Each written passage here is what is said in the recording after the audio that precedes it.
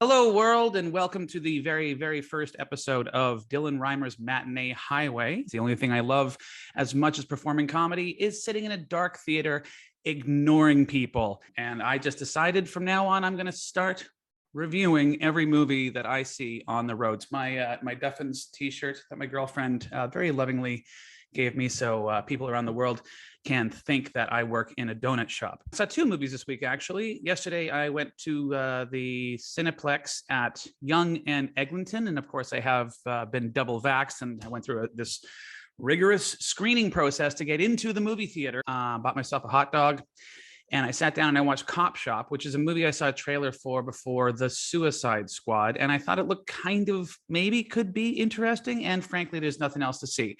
So I walked on down to the theater and I checked out CopShop. And in a nutshell, it is not good. It's a weird kind of not good, though, because it could very easily have been good, but tonally, it's all over the place. Actually, I was really enjoying the first 20 minutes of this movie.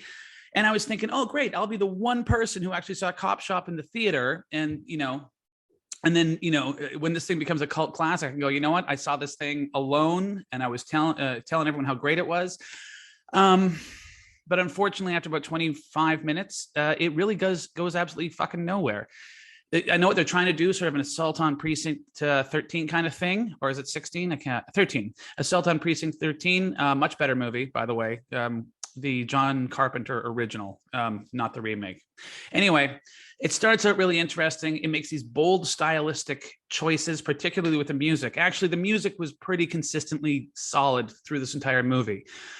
And it has this weird kind of like 70s retro thing going on, which I thought was really interesting. A lot of bold colors and a lot of words on the screen. I don't even know what you call that, but just words on big blocky, like bright, colorful words on the screen. And then it just kind of drops that. It just, once they get to the cop shop in question, nothing really happens. And then a bunch of people get shot and murdered, and then the movie is over. And then it goes back to that weird stylistic thing. It's like, it's almost like two different directors. Like there was one director for the first 20 minutes of the movie, and then he, like, I don't know, he had to go get dental surgery or something, and they finished the movie while he was under and fucked up on drugs or something, and then he came back and goes, no, I want to finish it, because it definitely looked like two different directors. But it does have a really interesting start. The performances are okay. There's two really solid performances. One from the lead, I cannot remember her name, but you'll know because she's the only woman in the cast. I probably should have written this shit down before I did this podcast because I can't remember the guy's name. I really should have made some notes. But anyway, CopShop, not great. Probably give it I'd say it's half decent. That is Dylan Reimer's Matinee Highway rating is half decent. I'm not even sure I would recommend you see this thing for free on Netflix. I don't know. It just gets really boring in the middle. And Gerard Butler is just so, I try to like you, Gerard. I really try to like you. I love Scotland and you're from there. But everything I've seen you in, I just don't buy it. Anyway, CopShop is a half decent movie. Probably not really worth watching unless you're on a plane or something, but I think you'll probably find it pretty boring. But that's not the movie I really want to talk about. The other movie I saw, because I saw CopShop and I'm like, well, that can't be the only movie I see today because that's a waste of a day and a waste of a trip to the movies. And nobody was paying much attention. I hope I'm not getting anybody in trouble who works at the Cineplex at Yonge and Eglinton here in Toronto. But I did sneak into Dear Evan Hansen because I'm curious. I like musicals. This thing won like 6 Tonys, including, it beat the stage production of Dear Evan Hansen beat what could be my favorite musical of all time. That would be Tim Minchin's Groundhog Day. And I knew nothing about Dear Evan Hansen. I'm like, well, if this thing is better than Groundhog Day, I'm going to go check it out. And I go in, I was the only person in the theater, and I saw it in IMAX. And yeah, this is a tremendously fucked up movie. I'm still kind of reeling about it. And I wish someone else had seen this movie so I could talk about it with them, because I don't know what the hell was going on with this thing. It is fucking weird. It is a hair's breadth away from being a horror movie. The story is, I was expecting like High School Musical, I don't know, like Teenage Problems or whatever. And what I got was this musical about teen suicide. It was almost like Heathers. It kind of reminded me of Heathers. If you ever wanted to see what Heathers would be like if it was fused with the talented Mr. Ripley. Yeah, it's a movie about okay, first of all, the problem is the casting. If you're a movie buff, you're probably familiar that Ben Platt, who won all the awards on Broadway, was also cast for the movie. The problem is the guy's 27 years old when they filmed this thing, and he fucking looks it. And I saw it in IMAX, and like, for real, 5 o'clock shadow. The dude's got 5 o'clock shadow, and he's supposed to be a 17-year-old, which would be fine if it was just your run-of-the-mill generic teenage comedy, but it isn't. It's a really fucked up story about a fucked up dude with fucked up problems who does some really fucked up shit. Spoiler alert, here's the story. So Evan Hansen, played by old man Ben Platt, the guy looks older than me, for Christ's sake. Anyway, he is a troubled teenager. He's got a lot of emotional problems, quite severe anxiety issues. He's on all these medications and everything. And so his therapist tells him, as an exercise, why don't you write a letter to yourself, or start writing letters to yourself? Dear Evan Hansen, that's where the title comes from. And so he does this, and he writes this whole thing. And there's this girl he has a crush on named Zoe, and Zoe's brother is this even more fucked up,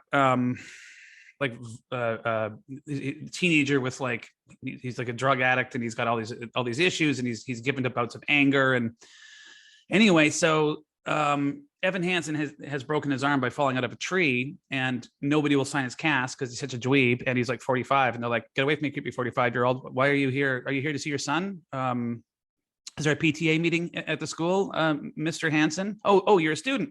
Anyway, so the Connor, the bully guy, very sarcastically signs Evan Hansen's cast, and then he sees the letter that he's written himself, and he sees his sister's name is in there, and he freaks out and he pushes him down, and he takes the letter, and then for whatever reason goes home and kills himself. Right? So it's very kind of sad. Teenage suicide. Don't do it. His parents then find the letter, Dear Evan Hansen, and they assume that it was written by the suicide boy, and they're grieving and they're in a lot of pain. And so Evan Hansen just starts lying and saying, yeah, no, he was a great guy. He was my best friend and everything. And it just kind of escalates from there. And of course, he falls in love with Suicide Boy's sister. And that gets creepy for a number of reasons. First of all, it's creepy because she's a grieving sister. And like literally her brother has just died like a week ago. The whole thing plays out over the span of like a month, right? And he's already making the moves on Suicide Boy's sister. And he looks fucking, like, honestly, he looks 45, and he's got the 5 o'clock shadow. And the whole time I'm just like, ew, creepy guy. And he's like kissing her and holding hands and stuff like that. And you're just like, no. I don't know why they didn't cast a fucking teenager in this role. I'm assuming it's got something to do with nepotism or star power or whatever.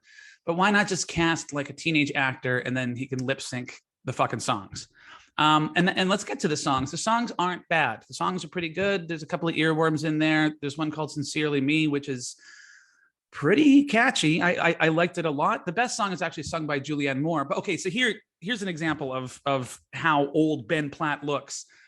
I kept forgetting that Julianne Moore and Ben Platt were supposed to be mother and son, right? So there's this big scene. She sings a song about how much she loves him, and yeah, you're all fucked up, but when you're grown up, you'll know better, or you'll reflect on this finger banging a dead dude's sister. Anyway, whatever. She doesn't say that. I'm paraphrasing, but and it's this really heartfelt song. It's actually the best song in the whole fucking movie. And then they go in for a hug, and just, I guess it's just my weird brain. I just thought they were gonna kiss like lovers. Like it just, like I had actually completely forgotten that this dude was supposed to be a teenager, and sort of translated that scene as being of a mother's love with her son to, these two are going to get it on. And that's entirely because of two things. One, I'm fucked up and I've got issues, I guess. I got a bit of serious Oedipus complex. And secondly, the dude the dude looks closer in age to Julianne Moore than he does to his girlfriend. And I think that's kind of fucking weird. Yeah. And the thing is, he starts lying. And of course, there's all these things I don't like about it. I hate in a movie when they use going viral as a fucking plot device. It's too stupid. When things go viral, they do it in Kick-Ass. They do it in a lot of things. You've gone viral. And then that becomes the movie. I mean, I guess it does happen in real life, but I just always find it's far too easy. And so Evan Hansen becomes, quite the celebrity at the school, and all of a sudden people like him, and he's finger banging Suicide Boy's girlfriend, sister, and yeah. And then there's really no repercussions, like, because he keeps lying. He fakes emails. I'm pretty sure that's fraud. I mean, isn't that why everyone's mad at Hillary Clinton for fucking fake emails or whatever? You can't fake emails with a dead dude.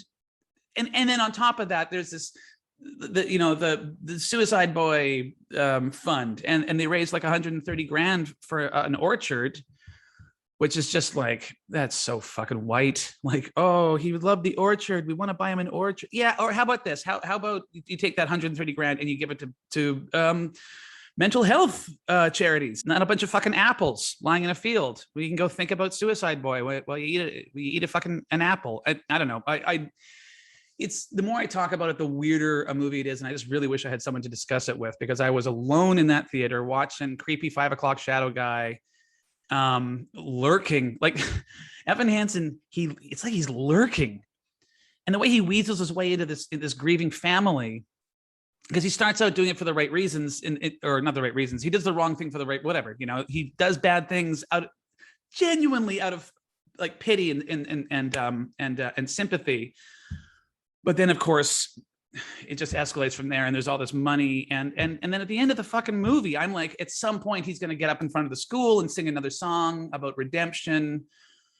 But I mean, honestly, he barely even recognizes that he did anything wrong, and he's just as miserable a fucking sad sack at the end of the movie as he was at the end. I mean, he's kind of a little bit better at the end of the movie. I don't know, maybe that was the point. Maybe I missed the point. I don't know. But all I know is Dear Evan Hansen could very, very easily be a demented serial killer movie. It's like The Retour de Martin Guerre, if you've seen that.